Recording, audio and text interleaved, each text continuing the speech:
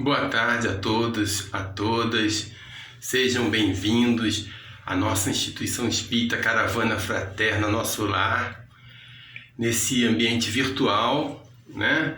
Alguns participando através do grupo de Zap, outros assistindo essa reunião no YouTube e outros ainda procurando esse mesmo conteúdo através do Facebook, né? Mas de qualquer forma, a reunião está disponível no canal do YouTube da Instituição Espírita.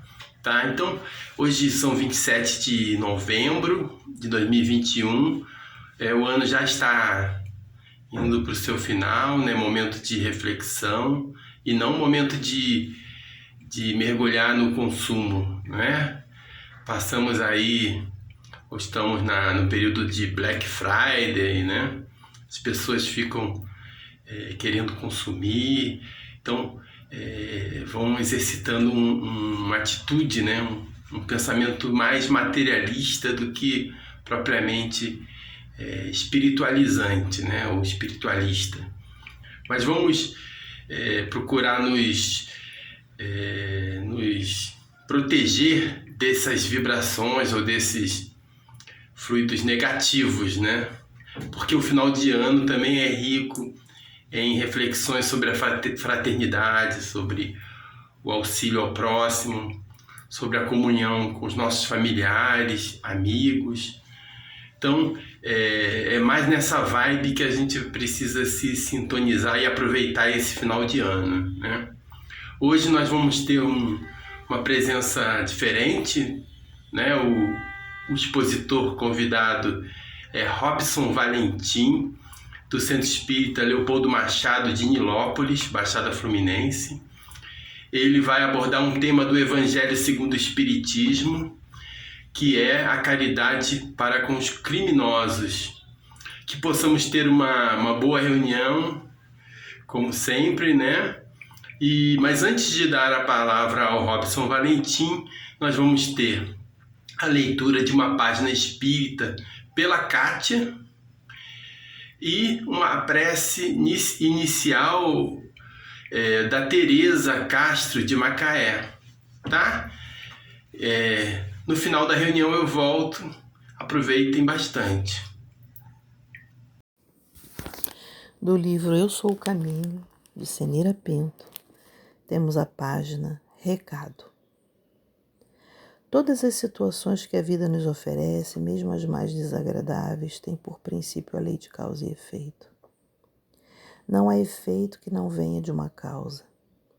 E essa causa é a razão pela qual sofremos, embora dela tenhamos perdido a memória física, sentindo apenas seus efeitos. Sabemos ou não sabemos que a vida é uma consequência de outras vidas. O que pensarmos ou sentirmos agora ficará plasmado no espaço e as consequências virão mais tarde ou mais cedo. Alguém poderá dizer, eu não me lembro, não posso ser responsável pelo que fiz em vidas passadas. Mas ninguém poderá revogar a lei. As leis humanas também deveriam obedecer essa sistematização. Mas as criaturas a deturpam e ela quase nunca é cumprida em toda a sua integridade, sendo quase sempre relegada a um segundo plano, de acordo com as conveniências do momento. Nas esferas de luz não é assim. Tudo é medido e contado. Há uma perfeita escrituração de tudo. Se nós pudéssemos nos observar melhor, perscrutando o nosso próprio íntimo, por certo, não teríamos nenhum motivo para nos lamentar, embora a vida nos oferecesse o mais amargo fel. A Terra é uma escola experimental. Aqui aportam espíritos que desejam fazer seu aprendizado na matéria com suas experiências, tal como um estudante num laboratório.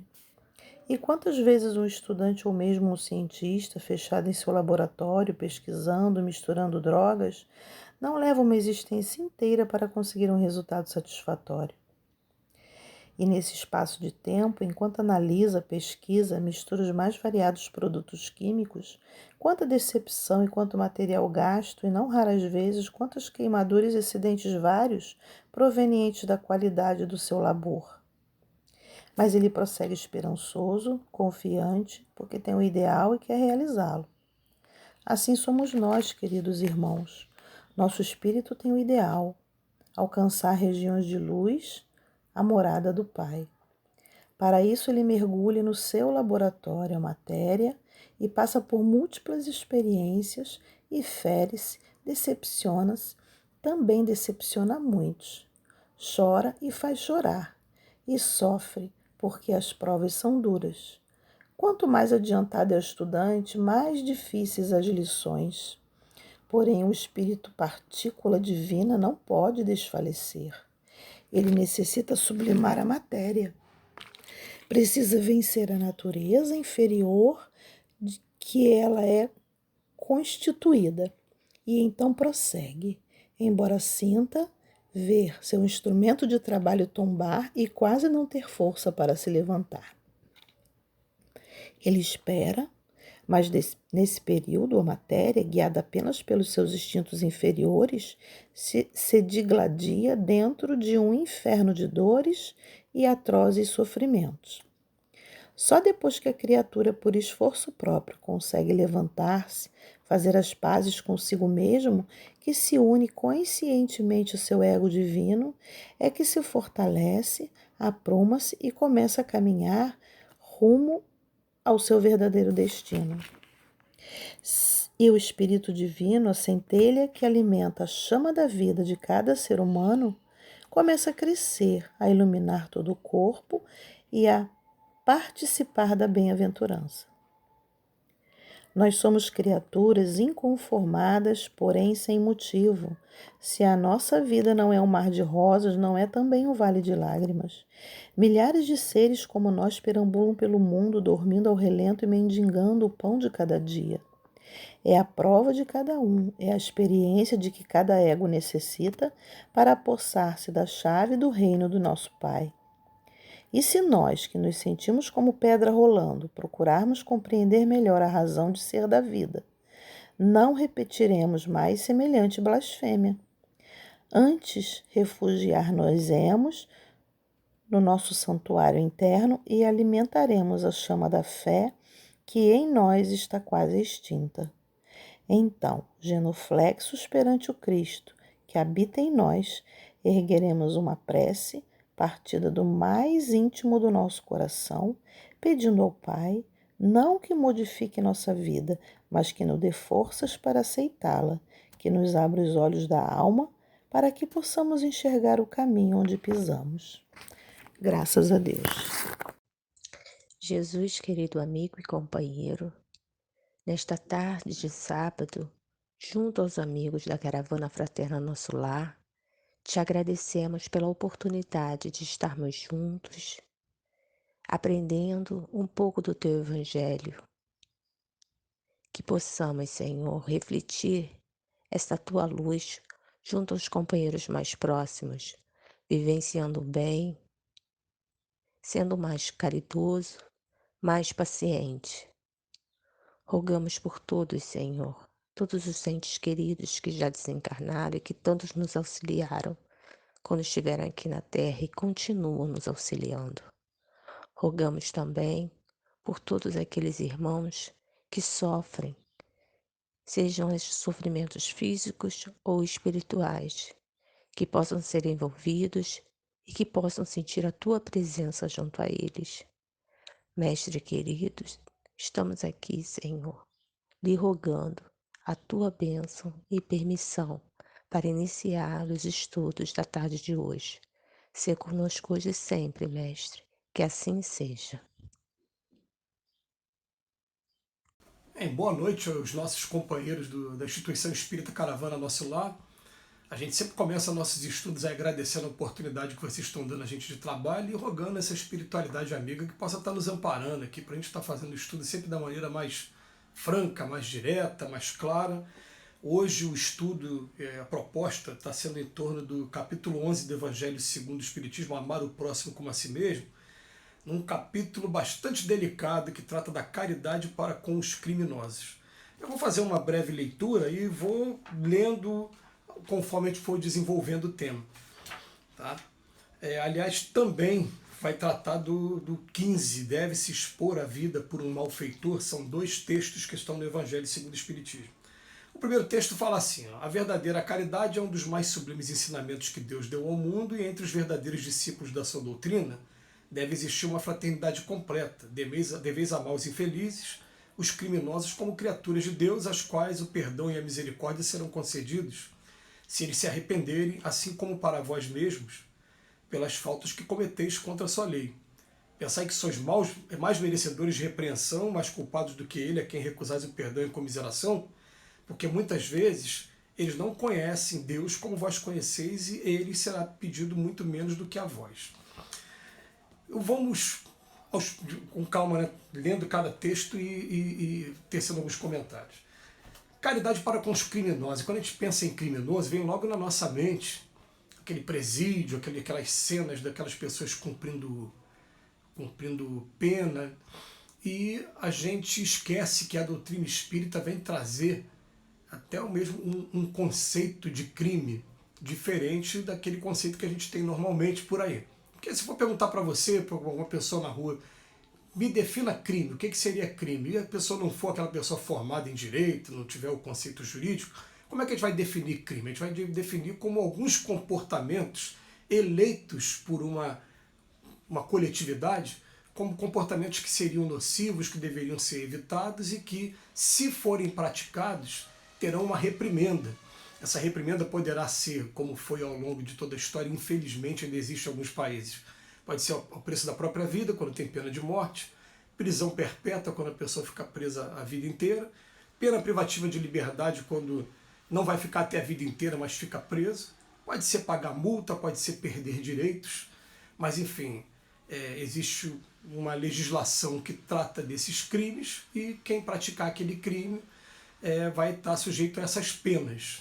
A gente sabe que esse conceito de crime, esses comportamentos, eles variam com o tempo e variam com relação ao lugar. Então, aqui no Brasil tem coisa que até pouco tempo era crime, hoje não é. Tem crimes novos sendo criados a todo momento. Quando a gente sai da fronteira do Brasil, a gente vai encontrar definições diferentes de crimes em cada estado soberano que a gente encontrar por aí. Aqui no nosso país, a gente vai considerar crime, né, primeiramente, aquilo que foi estabelecido pelos nossos parlamentares, porque aqui no Brasil a gente vive uma federação que tem União, Estado, Distrito Federal e município, mas só a União, só a esfera federal pode definir o que é crime. Então, o que seria o crime? Né? Nós temos lá 513 deputados federais e 81 senadores lá em Brasília. É apresentado um projeto de lei para eles aprovam. Tem que ser aprovado numa casa e depois passar para outra. Foi aprovado pela maioria simples ali, a maioria dos que estão presentes passa a se tornar crime, depois é sancionado pelo presidente, vira crime. Essa é a definição para a gente aqui. Mas quando chega na doutrina espírita, eu vou encontrar em primeiro lugar uma frase de Chico Xavier que foi marcante para a gente num período principalmente que a gente trabalhou, eu aqui pessoalmente trabalhei durante 7 anos como agente religioso em presídio. E uma vez eu vi o Chico Xavier, numa das frases, falar o seguinte: conceito de criminoso, todos nós quando somos descobertos. É um conceito que é impactante. Quando a gente lê a primeira vez, a gente fica, meu Deus, o que será que o Chico quis dizer com isso? A gente tem na doutrina espírita, no Livro dos Espíritos, um capítulo que vai falar do retorno à vida corporal e que tem uma perguntinha que passa despercebido de muita gente. Mas a pergunta 358, que é uma pergunta que vai falar especificamente sobre o aborto, olha bem a pergunta e olha bem a resposta que os espíritos dão. Constitui um crime o aborto voluntário, qualquer que seja a época da concepção? Resposta: há sempre crime quando transgredis a lei de Deus. Gente, essa primeira parte da resposta aqui está sendo um puxão de orelha em todos nós. Quem está falando assim, vocês estão querendo falar que é crime o aborto? Aborto é crime sim. A gente não está desprezando aqui o sofrimento do espírito que passa pelo aborto. as consequências tristes que não só a mãe, mas todos os envolvidos também passam, e que a gente não tinha o menor conhecimento disso até vir a doutrina espírita trazer, esclarecer melhor. A gente não está falando sobre isso, mas está querendo dizer o seguinte: há sempre crime quando transgredis a lei de Deus. Então há crime no egoísmo, há crime no orgulho, há crime na vaidade, há crime em todos os comportamentos nossos, que mesmo não estando sendo elencados pela nossa sociedade no momento como crime, eles estão sendo crimes aos olhos de Deus. E um outro conceito também para a gente poder esquentar a conversa aqui, né? Quando a gente pega no capítulo 3 do Evangelho segundo o Espiritismo, quando vai falar das várias moradas na casa do Pai, os Espíritos definem o lugar que a gente está aqui como um mundo de expiações e prova. É claro que a partir daquele momento começou um período de regeneração, mas ainda não deixou de ser mundo de expiações e prova. E quando ele vai definir mundo de expiações e prova, ele fala assim: eu posso comparar o mundo de expiações e provas a um hospital, a uma penitenciária, diz respeito ao tema que a gente está tendo hoje, né? E a uma região insalubre. Hospital, você vai encontrar doentes que estão em tratamento, tem gente que vai ter alta amanhã, tem gente que não tem previsão de alta, tem gente que possivelmente nem tem alta, desencarne dali mesmo. Mas tem médicos, enfermeiros, assistentes sociais, psicólogos, tem todo um aparato para poder estar ajudando aqueles espíritos que estão ali. Presídio, aqueles que violaram, praticaram os crimes e que foram condenados pela nossa justiça. Você também vai encontrar segurança, psicólogo, professores, cursos profissionalizantes, agentes religiosos, né, trabalhando ali. Mas ele fala também região insalubre. Região insalubre é aquela região que ainda não tem saneamento básico, que ainda a condição de vida é muito precária, como acontece em vários locais aqui, inclusive do Brasil, mas no mundo todo, na África. Aqui no Brasil tem um estado ali, o Tocantins, que fica no Nordeste, mas por não ser no litoral, não é muito visado pela maioria de nós. E que ainda passa uma miséria muito grande, muita gente passando por situações complicadas. Então a gente fala pra gente, o mundo de expiações e provas é um mundo em que você vai encontrar espíritos que ainda são rebeldes ao Evangelho de Jesus, ainda não praticam o Evangelho, mesmo conhecendo, ou ainda estão conhecendo, não conseguem praticar o Evangelho de Jesus. E que por isso estão na condição de ou estar em tratamento, ou estar cumprindo pena, ou estar ainda nas regiões insalubres, ainda começando ainda um trabalho. Quando a gente tem essas informações, junta essas informações todas, eu vou trazer aqui uma experiência pessoal que para mim foi muito marcante, foi pessoal. Quando a gente fala da gente, as palavras têm mais força. E é sempre bom a gente lembrar o seguinte: quando a gente fala do trabalho de desobsessão ou atendimento espiritual fraterno, como queiram chamar, na nomenclatura mais moderna, a gente sabe que existe uma ética nesse trabalho. Toda vez que eu falo desse espírito, o espírito sabe que eu estou falando dele, mas que ele fica até feliz de eu estar falando dele. Foi inclusive ele que autorizou e pediu para que isso acontecesse. Então eu vou falar mais uma vez a história dele. Eu estava na mesa, isso tem possivelmente uns 15 anos já.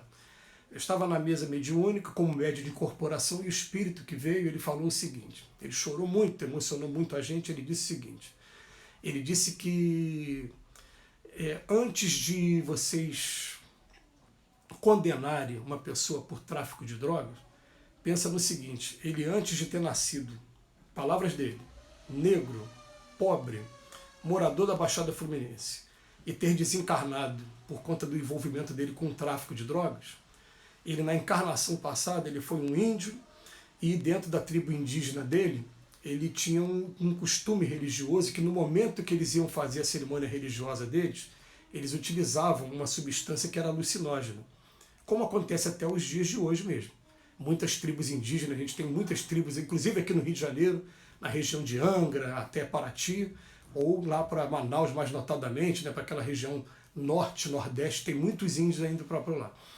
E ele falou assim: quando eu reencarnei aqui, não importa o nome que vocês deem à substância aí. Quando eu experimentei se é maconha, se é cocaína, quando eu experimentei aquilo, a sensação que eu tive foi a mesma que eu tinha quando estava na minha tribo indígena na encarnação passada.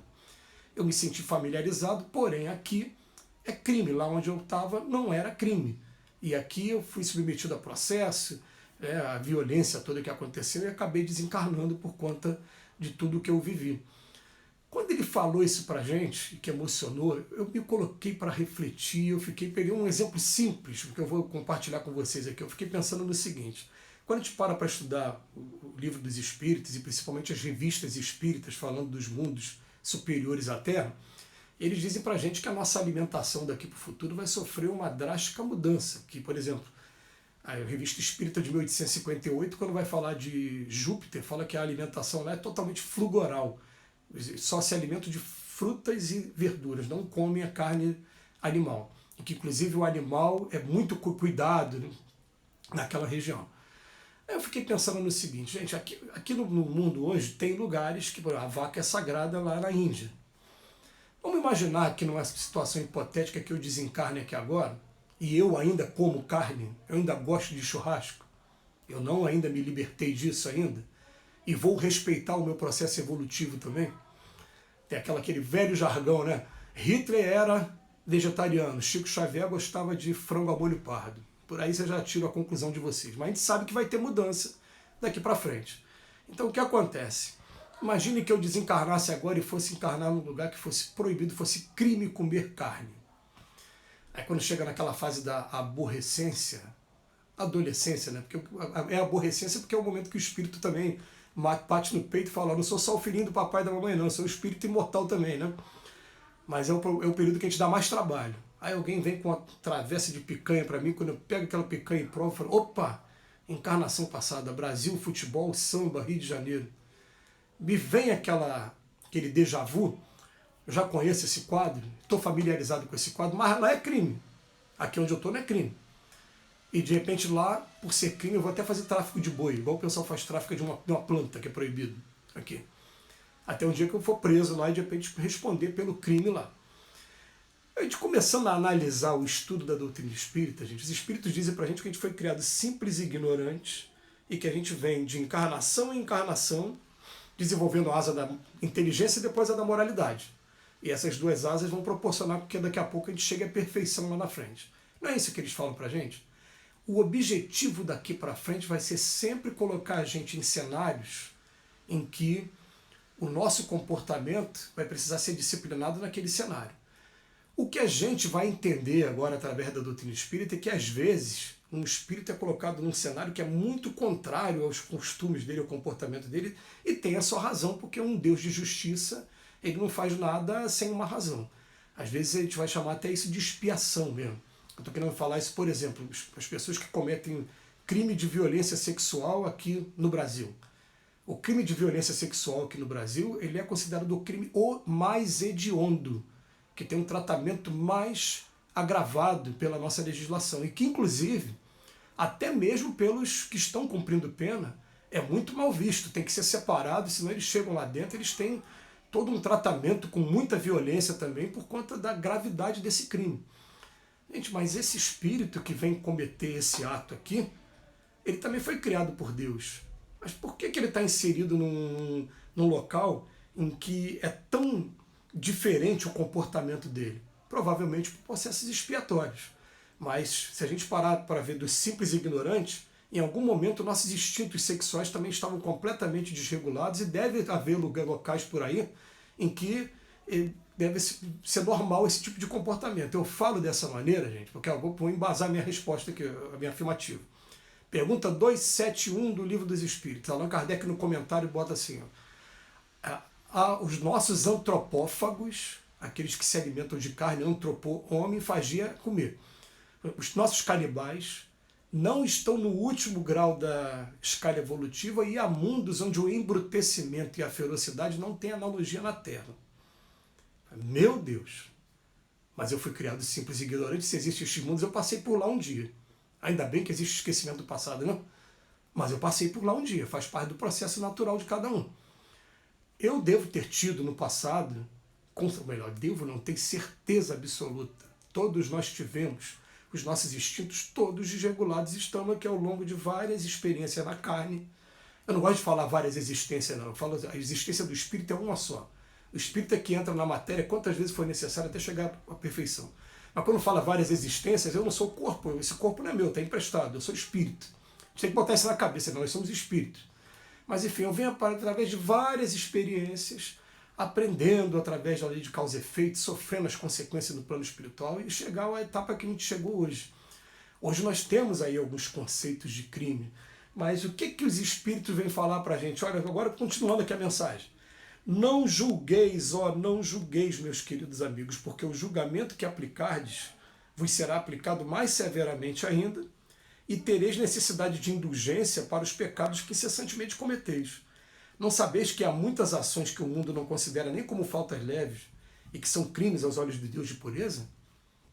Aí eu peguei o Código Penal nosso, atual, que está valendo hoje, em vigência hoje, li o Código Penal e comecei a ver se eu fosse responder por todos os crimes que estão catalogados ali, que eu já pratiquei um dia, quanto tempo eu ficaria preso. Quando passou do tempo de uma vida inteira, eu parei de ler. Porque só naqueles calúnia, difamação e injúria, que a calúnia é você dizer que alguém cometeu um crime. Por exemplo, eu vendo um jogo de futebol falar que o juiz é ladrão. É um crime, é calúnia. Difamação, né? É como se fosse, o pessoal chama hoje de... Ih, me fugiu o nome agora, né? Me fugiu o nome agora, quando você implica com um coleguinha na escola, me fugiu o nome agora. Né? Mas aquilo é difamação, injúria. Então só ali as pequenas lesões corporais, as briguinhas de infância. Tudo. Se eu fosse colocar no papel todos os crimes que a gente cometeu, falei, já não teria ali, é melhor deixar quieto ali. Aí eu falei, peraí, Chico Xavier falou, o que é criminoso? Somos todos nós quando somos descobertos. A primeira coisa que a gente como espírita deve colocar na cabeça é que Paulo de Tarso falou lá atrás, estamos cercados por uma nuvem de testemunhas. Tem espírito vendo tudo que a gente está fazendo, e não só vendo, está catalogando tudo. Ó, peguem o livro Libertação do André Luiz, eles vão falar que os nossos obsessores têm lá fichas nossas sobre os nossos comportamentos. Pega o livro Um Terço da Vida, de Hermance Dufour, vai falar que os mentores também têm essas fichas também. A gente vai chegar lá para pleitear alguma coisa, vai falar, eles olham para a gente, poxa, precisa muito de trabalhadores aqui, mas você ainda não reuniu ainda, você ainda tem esse problema, você tem esse aqui. Então estamos torcendo por você, tenta vencer isso aqui, porque o cargo está aqui, é só você daqui a pouco estar pronto.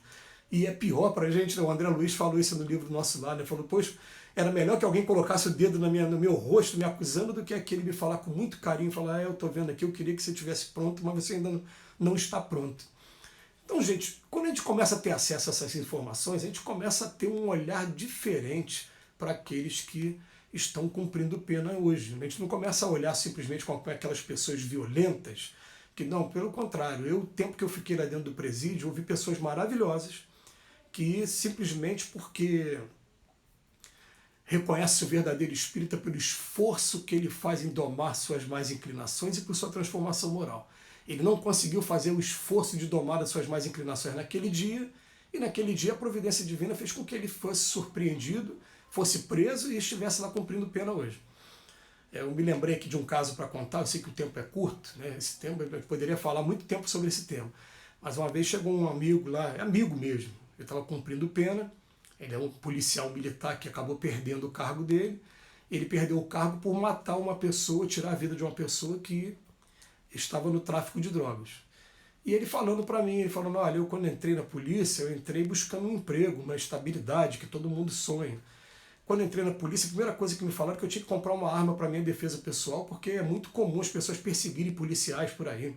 A gente entrava em forma e teve um dia que me colocaram numa batida. Quando chegou na batida, teve um dia que eu dei o primeiro tiro. Quando eu dei o primeiro tiro e acertei uma pessoa, eu fiquei muitas noites sem dormir. Mas aí eu voltava para o meu trabalho, olhava para o lado e tinha um monte de policial que já tinha passado pela mesma situação, aquilo era normal.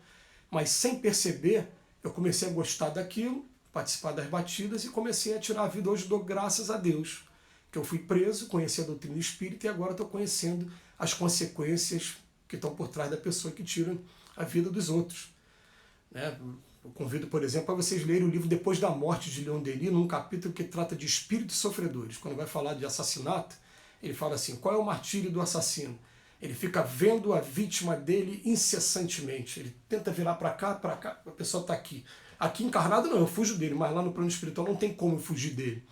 E ele tem dois comportamentos, ou de lamentação, por que você fez isso comigo? Eu estava novo, eu tinha família, ou de maldição. Agora é minha vez, eu vou me vingar, eu vou... Né? Enfim, e a pessoa fica nesse martírio passando por essa situação. Então a gente vai aprendendo, através da lei de causa e efeito, todas as consequências dos nossos atos. É claro que a responsabilidade tem o tamanho do nosso conhecimento, como disse aqui o primeiro parágrafo. O que ele fala aqui no primeiro parágrafo?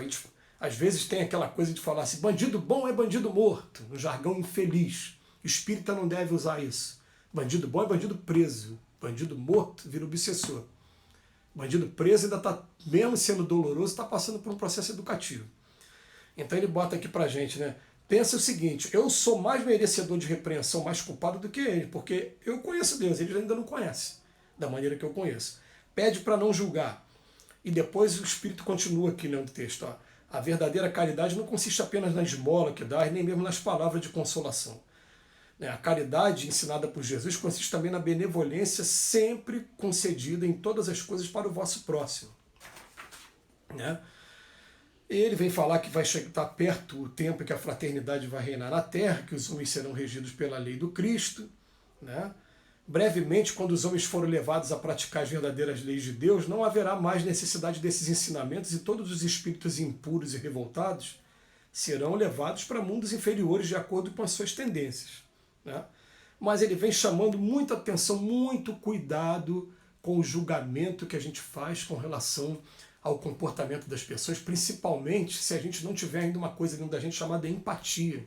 Se coloca no lugar da pessoa e vê, será que se eu estivesse no lugar dela, eu não faria a mesma coisa? Eu estava pensando esses dias o seguinte, né? Eu, às vezes, no trânsito, pego um engarrafamento e fico impaciente, tentado a jogar o carro para o acostamento, para cortar pelo acostamento, mesmo sabendo que é errado. Não chega a ser um crime, é uma infração administrativa. Eu posso tomar uma multa e não é uma multa barata. E algumas vezes até faço. Quando eu pensei nisso, eu falei, gente, se eu faço isso, perco a paciência ali, e se a vida também fechasse a porta para mim em várias coisas, não deixasse eu fazer isso ou aquilo, será que eu não me tornaria um, entre aspas, criminoso? Mas o Chico Xavier disse para a gente, criminosos somos todos nós quando somos descobertos. Ele disse para a gente o seguinte, Emmanuel me lembra que eu fiz muito mau uso da minha inteligência em encarnações passadas, por isso, nessa encarnação eu estou me anulando para servir exclusivamente para os espíritos. Eu sou igual o sapo com a vela na cabeça. Tirou a mediunidade que é a vela, fica só o sapo, que sou eu. Divaldo Pereira Franco fala assim, ó, alto lá.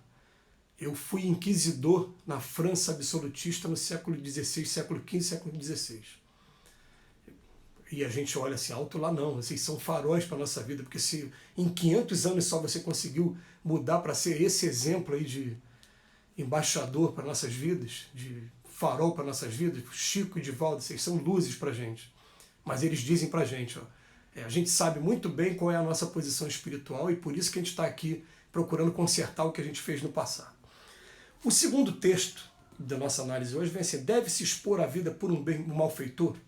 Um homem está em perigo de morte, para salvá-lo é preciso expor sua própria vida. Sabe-se, porém, que ele é um malfeitor, que se escapar da morte poderá cometer novos crimes. Deve-se, apesar disso, arriscar sua vida para salvá-lo? Aí o exemplo, eu estou parado na Avenida Brasil, já que eu sou aqui do Rio de Janeiro, a gente conhece muito bem aqui a Avenida Brasil, de repente vem um arrastão. Aí eu estou ali dentro do carro, de repente no arrastão tem uma resposta, vem os policiais, e de repente aquele rapaz vai morrer. Eu, para não deixar ele morrer, puxo ele para dentro do meu carro. Será que a gente faria isso? A gente, você tem mais é que morrer mesmo, você não está assaltando as pessoas? Resposta quem dá aqui para a gente é Lamenaz. Ele fala assim, essa é uma questão muito grave, que naturalmente pode se apresentar ao espírito. Eu responderei de acordo com o meu adiantamento moral. Pois se trata de saber se devemos expor nossa vida mesmo por um malfeitor.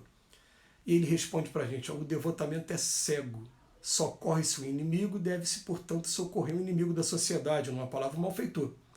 Acredita que é somente da morte que você vai arrancar esse desgraçado? É talvez de toda a sua vida passada.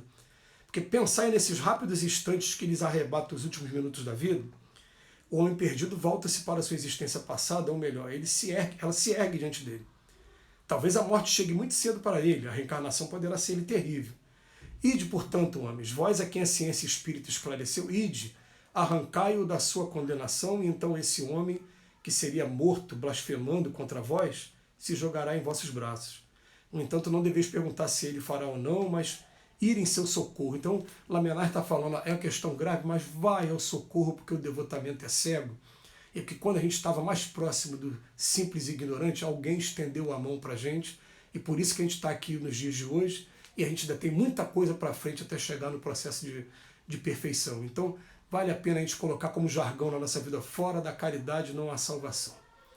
E vai fazer a diferença sim. Aquela pessoa vai parar para pensar e vai falar, meu Deus, salvar a minha vida. Eu me lembro de uma passagem aqui do capítulo 11 também, que fala assim, né? Até o ser mais vil que existe aqui na Terra, ele tem uma afeição por algumas coisas, mas às vezes parece com uma espécie de misântropo que dedicam sua atenção, né, seu amor a coisas materiais, mas a gente tem alguma afeição sim. Aquele espírito vai se desenvolver e vai ser grato a você sim. Espero ter colaborado com o nosso estudo, né, dentro da disciplina do tempo. Esse assunto é um assunto que chama muita atenção, teria muito mais coisa para a gente falar, mas seguindo aí a orientação da casa e agradecendo mais uma vez o convite que vocês estão fazendo, tá? Eu me despeço e que Jesus possa nos amparar de agora e sempre, e que nossas palavras possam ter sido de alguma utilidade. Boa noite a todos.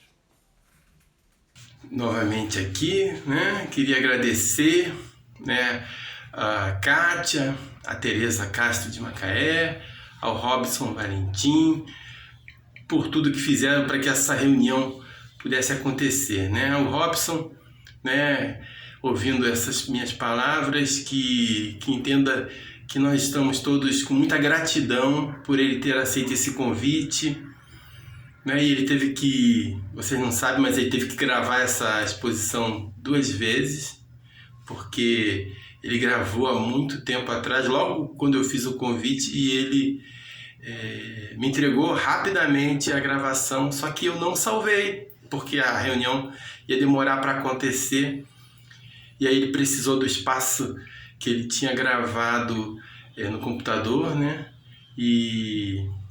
Ou na nuvem, né? E acabou deletando, pensando que eu já tinha salvado a exposição no computador. E aí eu falei, algumas semanas atrás, eu falei para ele que isso tinha acontecido, pedi desculpas, e ele gentilmente ou fraternalmente gravou novamente essa exposição. Ou seja, ele trabalhou 2 vezes para nós. Muito obrigado, Robson. As suas reflexões foram muito bem-vindas e nós vamos procurar a colocá-las em prática, refletindo, né? E sempre, de alguma forma, procurando apropriar ao nosso pensamento, aos nossos sentimentos, essas reflexões que Jesus nos trouxe, que a doutrina espírita consoladora que vem também nos reavivar em nossas mentes. Muito obrigado, Kátia, muito obrigado, Tereza, e muito obrigado, Robson Valentim. Agora, para finalizar, né, nós vamos ter a prece do seu Gilson e fim, né? Eu convido a todos que na próxima semana possa retornar nesse mesmo horário a esses canais e acompanhar conosco essa reunião, a nossa reunião do próximo sábado, tá bom? Até breve, se Deus quiser. Finalizamos essa reunião da Caravana Fraterna Nosso Lar, com muito amor, muita paz, muita alegria, por estarmos junto de Jesus nesse instante, que possamos voltar a esse tipo de reunião na próxima semana, se Deus quiser, se o Pai Celestial assim permitir, que possamos continuar a caminhada na face da Terra e que possamos nos fortalecer na fé cada vez mais para que possamos atingir o objetivo final, que é a tentativa de ir para a morada celestial. Luz e paz e proteção, Jesus, nesse instante. Em teu nome, em nome da Mãe Santíssima, sobretudo em nome de Deus, Pai Todo-Poderoso, que possamos dar por encerrada esta reunião da Caravana Fraterna Nosso Lar desta tarde. Graças a Deus, graças a Deus. Muitas graças damos. Que assim seja.